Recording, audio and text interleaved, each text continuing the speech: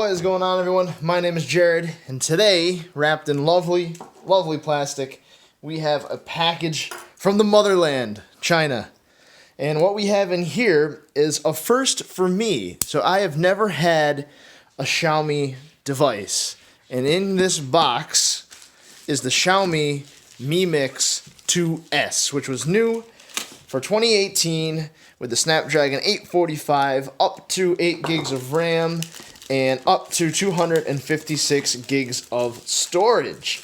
So what we have in this one is the 128 6GB version. And there you have it, the Xiaomi logo. In the US, Xiaomi is not big at all. It's not even in here. 6 gigs, 228 gigs of storage. Here it is. So there was some misconception about what ones would actually work in the States.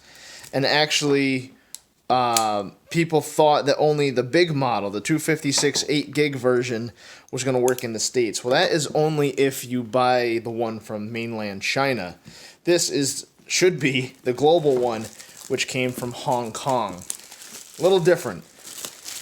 They make international versions, and of course, it came with a plug adapter for all your stuff. So, like I said, I've never had a Xiaomi device. The cats are interested. I'm interested. We got a nice, very Huawei-esque presentation here that looks like the Mate Pro.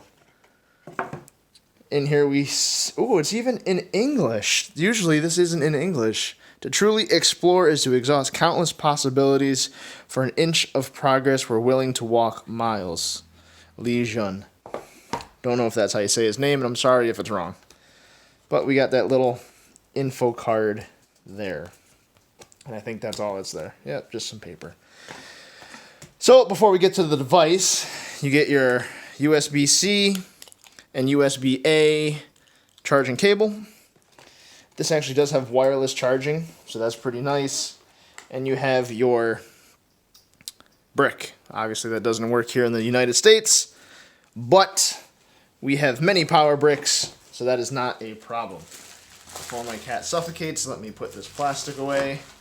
There we go. So, what's special about the Huawei Mi Mix?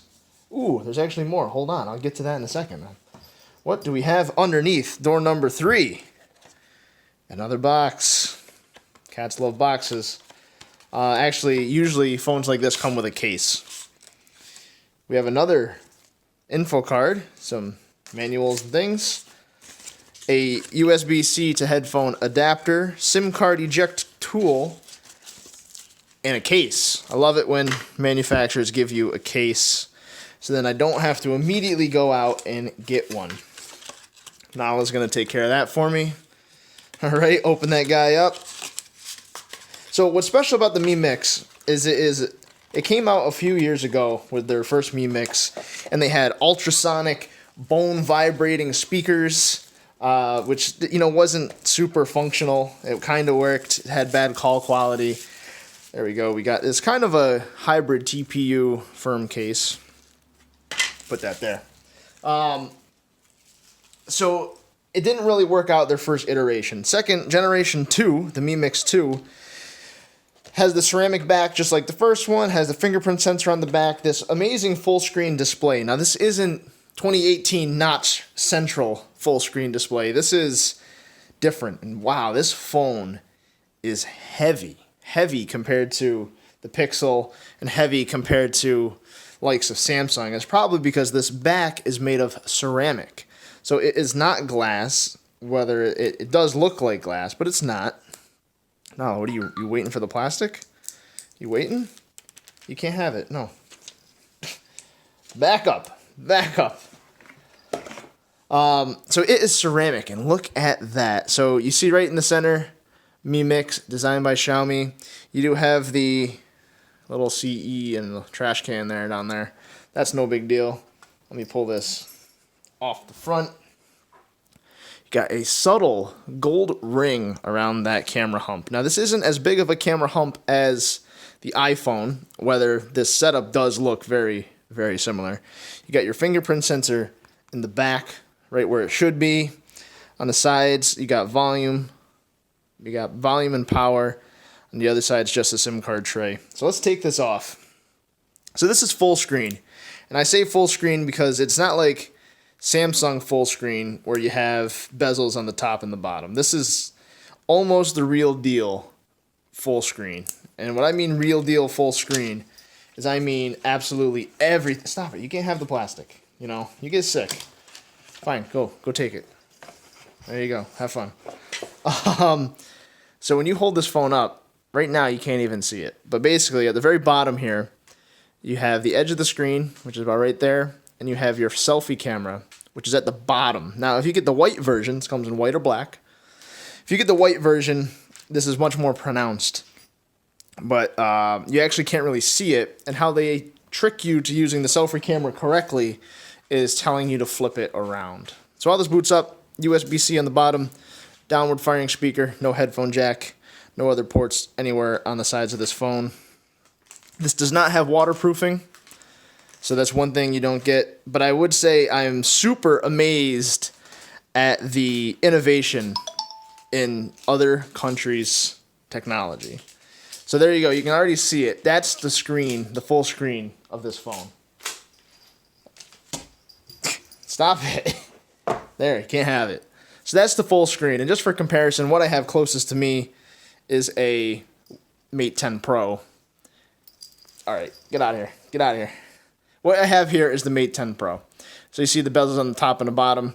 This, you really don't have much of anything, just on the sides.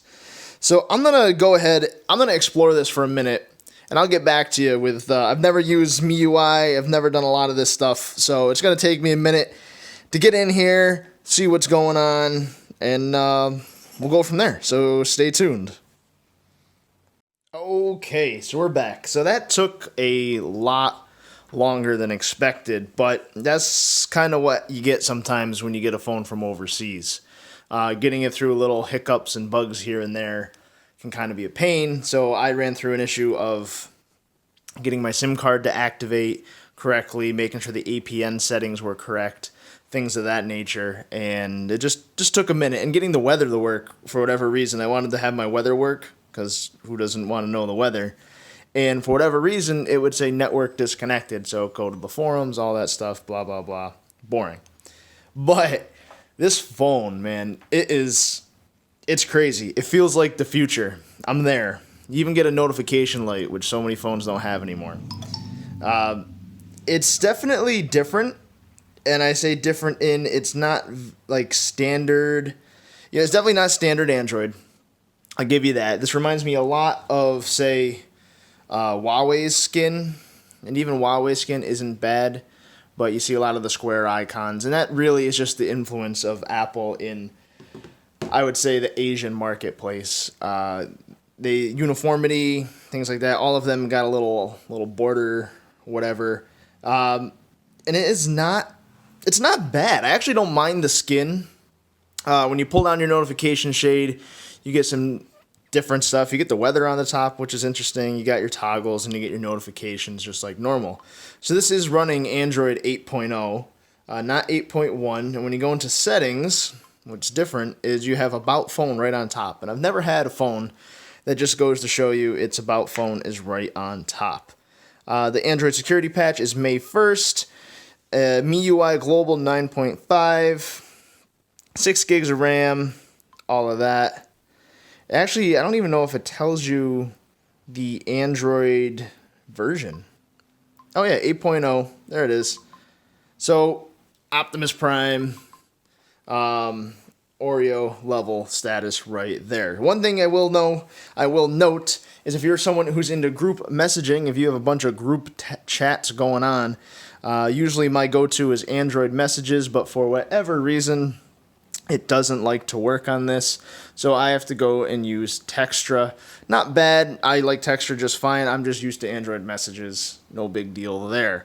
Outside of that, you have your normal plethora of included apps. I'll show you a quick couple shots of what I took on my camera. So it's not bad. We'll zoom right in there on Nala. You can see the fur, the detail. It's a pretty good camera. I'd say this is on par, maybe a little better than the OnePlus. Show you the selfie. So this was with bokeh. So you get a nice depth of field there. Like I said, you get the beard test. Not bad. This phone, being that your camera lens is down here, and I will show you that when you flip it around, this is what you see. You see your chin, and here's the lens right there. So it tells you most of the time to go like that. And you can do all different stuff. There's all different camera modes. You have slow motion, you have time lapse, panorama, pro mode, all the normal good stuff, HDR. You also have AI cameras. You see that middle icon right there? That is its AI camera. Now that is probably most like the Huawei P20 Pro and the Mate 10. So it has a bunch of features in the camera that help adjust the photo to, like when I pointed at my cat, it knew it was a cat. You do greenery, scenery, landscape, whatever, it's going to pick it up. It's going to tweak the photo. And mostly what it's doing is tweaking contrast and saturation levels, things like that. Nothing, crazy out of this world, but it does help make for a nicer photo, and it's a feature that a lot of other phones don't have just yet. So let's talk about something really important, the price. This phone was $550 coming off of GearBest, and getting here took about a week and a half, coming from Hong Kong, so direct. Wasn't bad. Shipping was fine. I paid for DHL. It was like $10.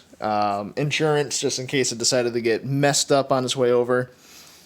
First impressions of this device, it is really solid. And you know what? Obviously, it's very striking resemblance to the iPhone 10. And the latest Xiaomi phone, I believe the Mi 8, the Mi 8 Explorer Edition, is quite the similar feat in looking like an iPhone 10. So if you do notice there, I have no navigation bar on the bottom. I set it up for gestures. So how those work, you swipe up and hold in the middle, shows all your normal stuff. You have your split screen toggle up there if you want to do that. If you want to go back, so say I am in, okay, got to set up my Google app. There you go. So say I'm in my Google app and I want to go back. I can either swipe from the left to go to my last app, or swipe to the right and go back a page, basically back one. The folders work kind of differently. It's set up as iPhone is, so you don't have an app drawer. You'll just keep loading up apps and apps forever and ever. But I will say one of the things that is cool, if you pinch on the home screen or hold your finger on it, you can then select multiple apps and hit group or uninstall, and you can group uninstall and like batch put in a folder. So say like when I put in this little folder here, I call my shopping folder, right? So when I did that, I just selected all the apps, and then I made them go into a group, and that was it. It was done. So that's a nice feature. I do like having that versus having to click and drag one at a time over there. One thing I will note that you don't have your quick shortcuts like you do in Android 8.0 on any other device. So when you hold your finger on it, it just proceeds to then move the device around. It doesn't actually bring up, your playlist or whatever. If you're someone who uses that all the time, that's going to be a deal breaker for you. I apologize, but that doesn't seem to be something that's here right now. Not saying it won't come. This global ROM gets updated very constantly because a lot of it comes from user feedback. So that's a cool little feature. They do listen to their consumers quite a bit, and being that it is a global ROM, I know it does get updated, and I know already it's looking to get MIUI 10 probably within the next month. So that's also pretty cool. Again, being on a global ROM and a global phone, there's a few things you got to look out for. I did test out my group messaging on Textra, works fine. Calls, texts, all of that work fine, but one of the things you can do, this is dual SIM, not SIM and SD card, so you can go in here, you can mess with your APN settings. Sometimes you have to tweak them just a little bit for what your carrier wants. So the screen on this also, you have a few options when you go into settings, and notice the settings is completely rearranged if you're used to stock Android. 100% different. You have home screen, memory status, battery and performance. I'm getting way off topic, but you have your battery and performance, tells you your temperature of your device, how long your charge time is, and your battery capacity. So this is a 3,400 milliamp hour battery. Pretty sizable. It's about, I think, 100 more milliamp hours than the OnePlus. Sound and vibration, that's pretty standard stuff. You do have a in-house theme engine, so you have all different stuff either from Xiaomi or from the community. Full screen display. So here is that. So this is where I set up the gestures. Full screen mode. You can go through and pick what apps you want to do full screen mode with. So my suggestion would be, well, I would put it to almost everything, but you might have bugs here and there that are not going to let you do that. Shouldn't be a big deal for apps that aren't optimized, but let's see. So I just did YouTube Studio. Load it up. It's probably just going to give you, a little bit of a buffer up on the top there. That's fine. No big deal. Nice is to give you the option.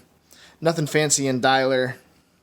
Outside of that, the phone, it is Android. It does a lot of Android stuff. I haven't used it for more than 20 minutes, so I do look forward to using it. The one thing I am slightly disappointed about, which I knew going into it, is that there's no water resistance. Maybe the Mi Mix 3 will have that. It's not a deal breaker because OnePlus technically doesn't have water resistance, but it's something to take note of. A word on the fingerprint sensor, very, very fast. You can hear it unlock, and I'll be quiet so you can hear it. I just barely touch it. There is no face unlock or fancy unlocking features like that, but you do have a hell of a fast fingerprint sensor, and that is just fine with me.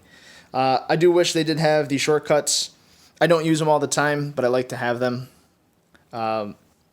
This phone, it doesn't have a QHD screen or anything like that, but it does have a nice screen. The colors do look good. They look very vibrant, very saturated. You can go into your display settings and tweak your contrast and colors, default, warm, cool, whatever you'd prefer. I have it on automatic for the lighting. Normal things like your text size, reading mode, BPN, wireless display. It does have NFC, so you will be able to use Google Pay. So you can use that. That's not a big deal. Do your tap and go. It's right in this general area near your fingerprint reader.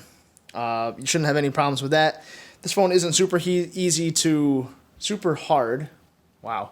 It isn't super hard to ROM and root if you do want to change your ROM and mess around with that. There is a somewhat of a developer community.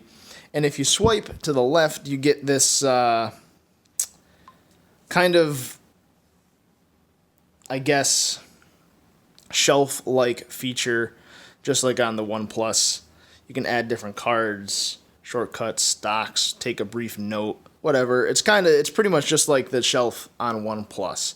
So really, at this stage of the game, I would say, to me, this would be a direct competitor to OnePlus. It's the same, right around the same price. It's not in as many markets as OnePlus, but it is certainly as available if you want to go a little bit out of your way and say go on GearBest, get it shipped over. Amazon, I believe, has it now. Even Newegg has it. It does still get imported, but it's not a crazy big fee or anything like that. So that's going to be it for my first look. I look forward to using it. I think it's going to be a good time. The camera hump, again, it's pretty much Apple-esque. It does have a telephoto lens, I do believe. Yeah. So you do have telephoto versus the low light sensor. And I do look forward to taking some photos. It's not too bright in here right now, so I'll go outside and try it out. But thanks again for watching, guys. I hope you enjoyed this first look for me of the Xiaomi Mi Mix 2S. This is my first Xiaomi device, and to be honest, I actually think it's more user-friendly as far as an international version than the Huawei's. A lot of times you can't even add your US settings in Huawei. You just get, you just have problems. So anyway, there you have it. If you're looking for more information on this, stay tuned. I will be doing more videos, and I will absolutely be doing a comparison between this and the OnePlus 6. So stay tuned, everyone, and thanks again for watching.